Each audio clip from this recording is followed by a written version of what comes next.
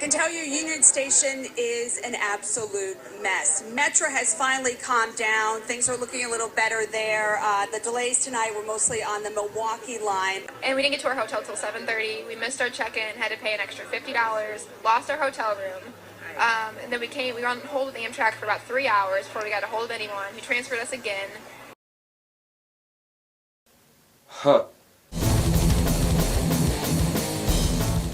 It's a brand new year for the Cinema Snob, and as promised, we are taking a look at some more instances of the forgotten what the fuck Hollywood, and it doesn't get much more what the fuck than Robert Stigwood's 1978 musical flop, Sgt. Pepper's Lonely Hearts Club Band. Riding high off the success of Saturday Night Fever in Greece, Stigwood sought to produce a film version of the Beatles' Sgt. Pepper's Lonely Hearts Club Band album, which itself was adapted into a 1974 stage play. And with those other two movies being soundtrack and box office hits, why not actually have the Bee Gees star in the film?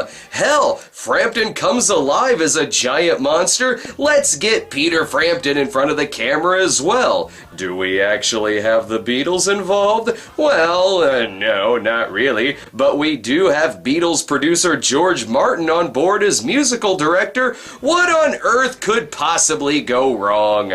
I'll tell you what went wrong. It wasn't Saturday Night Fever Stigwood who produced this. It was Moment by Moment Stigwood, which means the movie's well-intentioned, but really fucking stupid. It's an excuse to get nearly every prominent rock star of the 70s, and Steve Martin, involved with a story that involves stolen musical instruments and a fight scene between the brothers Gibb and Alice Cooper. Seriously, Hollywood, what the fuck? Producers of the film envisioned it becoming that generation's Gone with the Wind.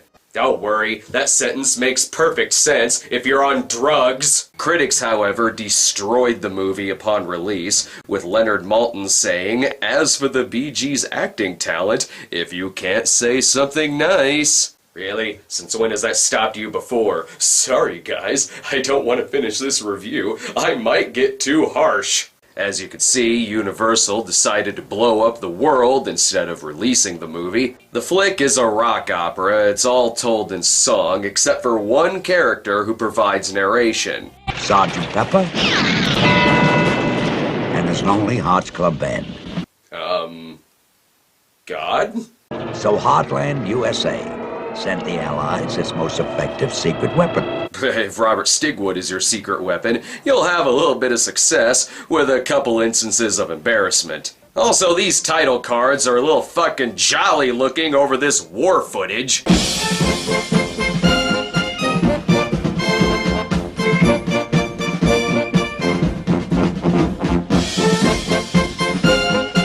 Wait, according to this movie, that's how World War II ended? I have a much easier time believing this! Hell, the world's deadliest joke from Monty Python is an easier pill to swallow. And I'm sorry, I have to ask, in this universe, is this also how the concentration camps were liberated? Because that sounds really fucking awkward. Turns out all you had to do to end the war was pick up a musical instrument. Tell that to the fucking families who lost their loved ones in this war. Why didn't you end it sooner? As history shows, Sgt. Pepper's music carried through several of this town's costume parties. Hey, we're here to listen to the Andrews Sisters. Quiet down with your damn French horn. Because of Sgt. Pepper and his band's contributions on world peace, a statue was erected in their honor. And by statue, I mean this nice weather vane. Life is pretty sweet for Sgt. Pepper and his Lonely Hearts Club Band.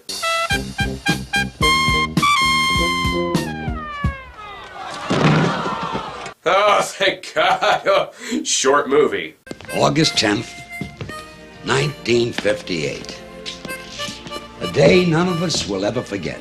Yes, I know what he means. There was 9/11, Pearl Harbor, the Challenger explosion, and the day Sgt. Pepper died. But Sgt. Pepper does have a grandson, Billy Shears, who along with his friends carry on the legacy of this war-stopping band. We wondered if there would ever be a new Sgt. Pepper's Lonely Hearts Club Band. And we wondered what the new band would sound like.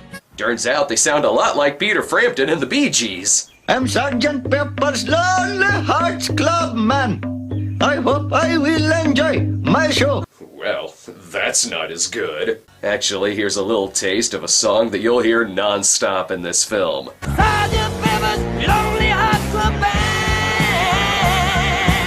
I don't understand the music these kids listen to today. What the hell does ooh cuckachoo mean? But while Sgt. Pepper and his band may have ended every single war, they still couldn't bridge the war between rock and roll people and disco people. Music fascism. Those were the days. Hey, geniuses, maybe you should have waited about 30 years to pitch your bitch fit. You know, when music got fucking worse. Disco doesn't sound too bad now, does it? Idiots. Sorry, I'm interrupting the story, I guess. What would you think if I sang out of tune? Would you stand up and walk out on me? Boo! Make your guitar talk. That's why I'm here. What do I do when my love is away? Are they singing to me? That's weird. Say, it's introducing Sandy Farina. Hot. Some fans deliver their panties to the performers face to face. That's always helpful. Because their music is so good, the boys soon receive an offer from music mogul Robert B.D. Hoffler for a music contract. This band has provided peace in every single conflict the world has ever seen, and they're just now getting a music contract? And now they're off to get a recording contract and to get their heads chopped off by Z-Man. Don't worry, with the band gone, I'm sure the music will still flow in this small town. I'm fixing a hole where the rain gets in and stops my mind from wandering. Well, that's ironic. It was George Burns who has just convinced me there's no God. One of the villains is the mean Mr. Mustard, who, in case you didn't know he was evil, they still tell you he's the villain. Have to admit, it's getting better. It's getting better. No, the CEO of the Phillips Corporation is listening. He's gonna use your song out of context. Have to admit, it's getting better. It's really ballsy of this shitty movie to include a song that features the lyrics, "I've got to admit it's getting better." What the fuck, sex bots? Initiate rim job sequence at once. B.D. Hoffler is also the manager of such bands as Lucy and the Diamonds. I bet that's the group that sings the hit song Judy in Disguise with Glasses. By the way, when did Donald Pleasance turn into Al Goldstein? May he rest in peace. I suppose Billy should say goodbye to his girlfriend, Strawberry Fields. Yeah, that's her name. Before the full moon turns him into a werewolf. Wait, where'd they go? Are they teleporters? Huh, well, here comes the sun. Oh, shit. Here comes the sun, and I say, it's alright. If Billy wasn't a morning person, she would have gotten a cantaloupe to the face 30 seconds ago. I need to get you to the bus station fast. I'm tired of you waking me up like this every morning. This is the only on-screen role for singer Sandy Farina, who some of you might remember from this classic theme song of the 80s. Body talk, body talk. I love the sound of your body talk. And for that, Sandy will always be one of the underrated gems of the decade. The band must make it to the West Coast, and since it's 1978, going on the 1912th power, they're traveling by hot air balloon. I kinda like the part where they Ralph before taking off. They probably just found out that their agents had no way of getting them out of this film. No joke, 2 weeks into production, the Bee Gees tried like hell to get dropped from this movie. But why? It's the Gone with the Wind of its time, see?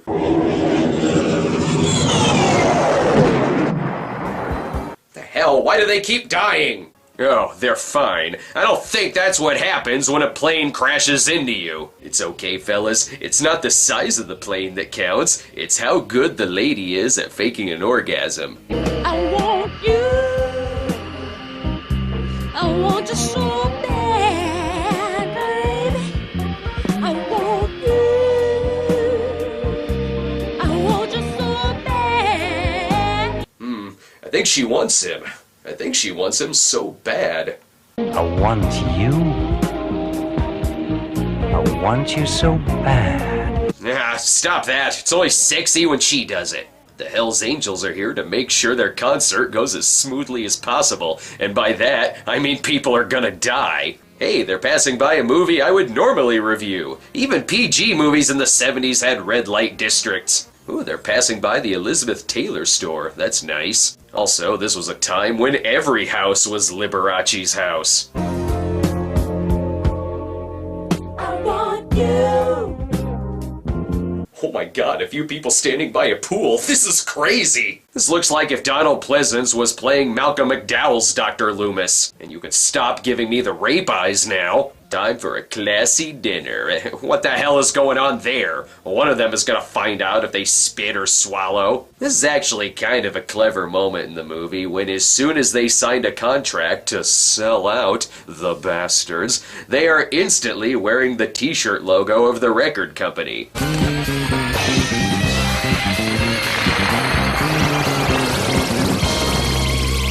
Hey, might as well. It's a family movie. What starts out like Grease ends up like Wolf of Wall Street, and it only gets weirder from there. There's no knowing where we're rowing, or which way the river's flowing. Is it raining? Is it snowing? Is a hurricane a-blowing? I only sleep on vinyl waterbeds. It has a much warmer feeling, thank you very much. Damn, this is the one time when you can actually use the phrase, "you spin me around like a record," and it actually makes sense. But they have a show to get to, and I like how Sgt. Pepper doesn't even have top billing on his own show. Albums are immediately pressed, and what a coincidence. They look like the actual soundtrack of the movie. Looks like they got their first gig at the Big Disco. He's a real nowhere man, sitting in his nowhere land. Ah, Nowhere Man, my favorite disco song. I'm gonna sneeze cocaine onto Gloria Gaynor's tits any second now. Nice to know they're playing in an empty desert. I'm sure that got a great turnout. Look at all those shows that sold out. 1978 was a fantastic year for Beatles cover bands. They even made it on Ass in the Moonlight television. I'm glad they're showing us all this footage of them playing. I was starting to forget that this movie was about a band. And they're playing Sgt. Pepper again, too. Makes sense. There's such a small library of Beatles songs to choose from. Sandy Farina's looking a little sad because she just remembered that she's in this movie. This must be when they're having fond memories of when he used to tour as Andy Gibb. Oh, I forgot. Stupid things are also happening. This is how George Lucas gets a massage every night. Yes, steal the instruments. This movie's long enough as it is. And apparently stealing the instruments is as easy as walking into the building and taking them. That's what you get for making George Burns your security guard. And once the magical Sgt. Pepper instruments are stolen, the town of Heartland instantly becomes overrun with gangs and arcade machines? The hell, it looks like everything turned into a Return of the Living Dead cast party. Either that or Vice Squad the Broadway musical. If you ask me, stealing the instruments was the best thing that happened to this town. Yes, a dirty old man. Is that what you're calling Mr. Mustard, or are you personally requesting a dirty old man for yourself? Why do you need that when you've got the sex bots?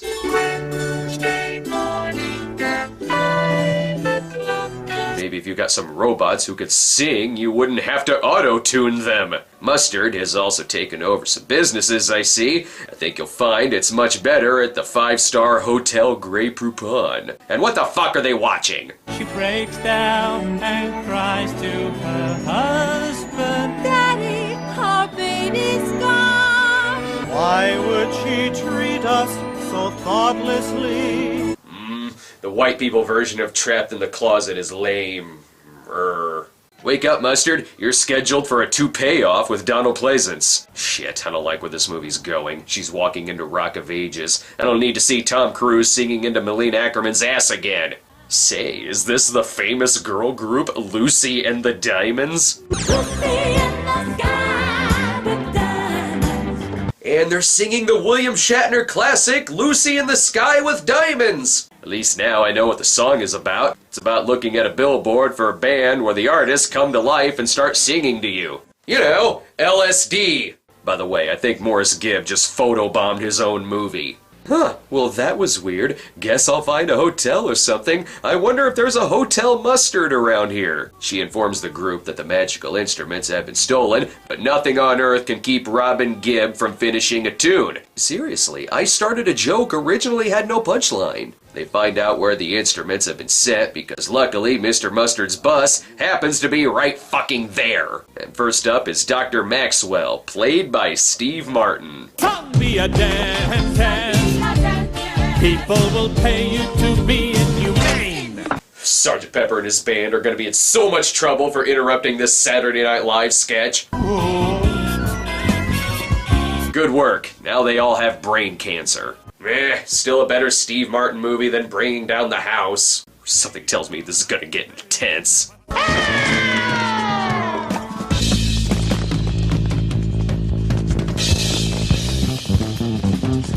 Good, they went to the Velvet Smooth school of fight choreography. You know, anything goes. Why did he even have that instrument in the first place? Whatever, still more instruments to save. The bass drum was easy. Mustard left it. Billy found it. Gee, thank you. It's so important for you to bring that up. Why don't you go ahead and tell me that there's nothing going on in the lab from Nuki while you're at it?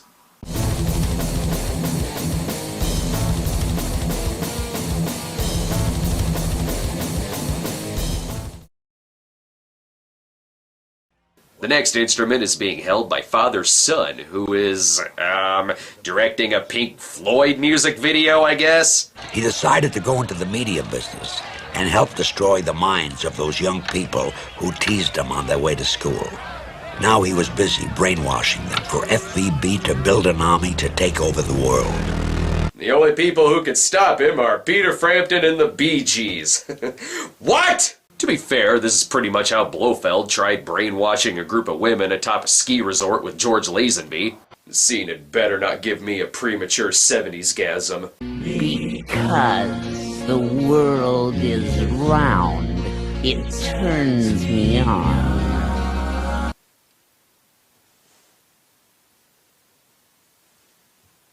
Love is all, love is you. I may not be seeing Lucy in the Sky with Diamonds, but my empty cup does taste as sweet as the fudge. God damn it, old drugs. What the hell is gonna happen next?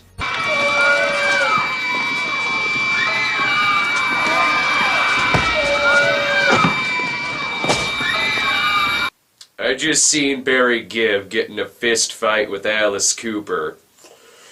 Maybe this time it's true. Maybe now I have seen everything. Also, it was really cool of Alice Cooper to step in and play Frank Zappa for the night. This is the second time Billy has been injured and had his ass saved by the Bee Gees. I'm questioning Peter Frampton's role as an action hero. But here's something I don't understand. Let me take you down, 'cause I'm going to Strawberry Fields. Okay, as you remember, she's playing a character named Strawberry Fields, so she's singing about herself? Let me take you down because I'm going to me? It's a really roundabout way of asking him to go down on her. Because of their sidetrack, many of their shows have been canceled, and this looks like Stigwood after the box office results for the movie came in. So instead, the band holds a benefit concert in Heartland to get the economy back on track. Look, even Secretariat from the Late Late Show stops by for a visit. And Mr. H will demonstrate, and Somerset's he'll undertake. No, we sing, not you. Oh, I almost forgot. This whole time, Billy has had an evil brother who loves singing about play money. 1, 2, 3, 4, 5, 6, 7. All good children go to heaven. So let's steal this money. The fuck? There's still one more missing instrument, but who gives a shit? We got Earth, Wind, and Fire tickets, who, by the way, are literally playing Earth, Wind, and Fire. No, I don't mean they're playing themselves. I mean the elements of Earth, Wind, and Fire. And who gave them guns? It should be noted, however, that Earth, Wind, and Fire's rendition of Got to Get You Into My Life was one of the few things praised about the movie. The song was the biggest hit from the soundtrack, and it even gained the group a Grammy Award in 1978. I never thought I'd say this during this film, but I got to admit, it's getting better. I'm gonna sneak into this concert with Lurch, even if I am the whitest guy here. I've got it, boss. One of the few bright spots of this movie. Let's get her out of here. So, Strawberry is kidnapped, and the boys chase after her by using the quickest way possible, their goddamn balloon. Okay, well, I guess shinier clothes are their superpower. By the way, if you take your glasses off, it looks like the balloon is saying something incredibly racist. Hang in there, Sandy. Peter Frampton will save you, I suppose. Oh, will you still need me? Will you still feed me when I'm 64? When? You're fucking 80! And you appear to be a creeper. Will you still need me? Will you still feed me when I'm 64? Oh, Sandy, when you're 64, you'll still be pretty. We hate joy, we hate love, we love money. Hey, that's what it says outside Mark Burnett's office. The remaining instruments, as well as Strawberry Fields, are being held by Aerosmith, who play Future Villain Band, even though they're doing villainous things now in the movie's present. Come together right now over me. Again, another significant hit from the soundtrack. I mean, there is a reason I own the soundtrack to the movie. It's because music's really not bad. It's just in a movie about kidnapped musical instruments. Dude, do you mind? We're singing the only song in the movie that still gets radio play.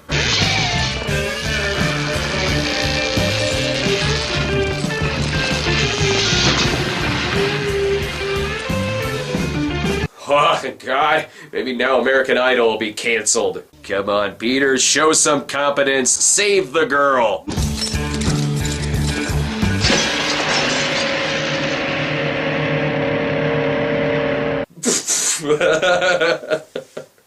Oh my God, this movie sucks. Bummer of a funeral, too. You can see the creepy eyes of Jack the Ripper peeking over the crowd.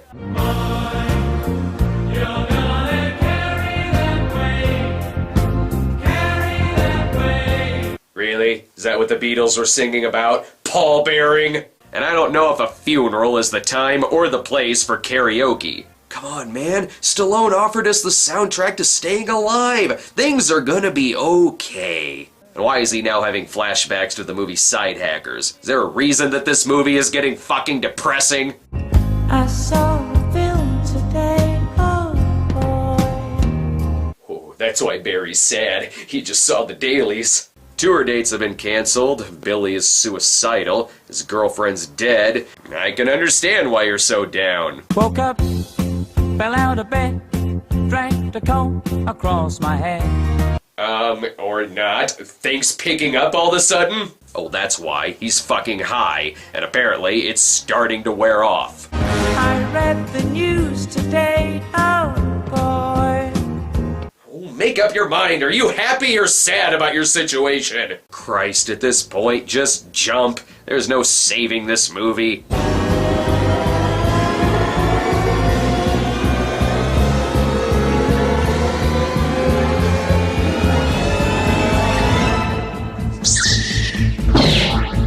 What the fuck? Get back to where you once belonged. Get back, yeah. Billy Preston, what are you doing here?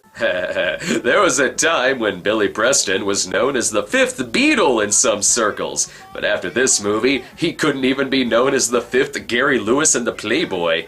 Get back! Get back! Ha ha ha ha, now you have to be celibate. I've given up trying to figure this shit out. Sweet Loretta Martin thought she was a woman, but she was another man. Billy, I don't understand the context as it pertains to this movie. What in the hell are you singing about? Get back, Loretta. Your mama's waiting for you. Dude, Loretta's not even her character's name. Who the fuck is Loretta?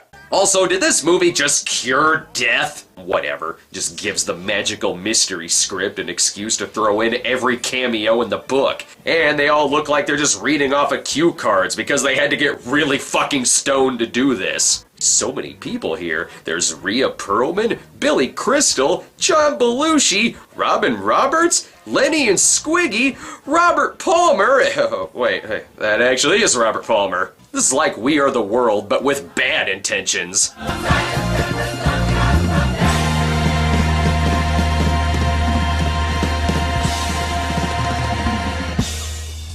Ugh, never mind music. I now hate sound. So, this movie was kind of a bomb, quietly thrown onto DVD with barely an extra. Look at this bright, colorful poster that was used for release, and then the DVD cover, wow, they're as tall as an orange. Are they walking out of the fucking sun? Well, maybe it's because the entire country filed a lawsuit after the film's tagline was "A splendid time is guaranteed for all." The screenwriter only has one other credit to his name, The Great Skycopter Rescue. Your guess is as good as mine. But the movie's director, Michael Schultz, is still to this day a prominent director in television, plus directed the cult films Crush Groove, Barry Gordy's The Last Dragon, and The Jerk 2? What? Needless to say, the acting careers of Peter Frampton and the Bee Gees never really took off, but some of that criticism was a little harsh. Since they're not really acting in this movie, they have no actual lines of dialogue, they just sing and rock out a little, and they do that just fine. Let that be a lesson to you, Hollywood. Never ever make a musical based on Beatles music without actually featuring the Beatles, and instead using other musicians, actors, and comedians. It will end in critical and commercial embarrassment. But it's okay when Across the Universe did it.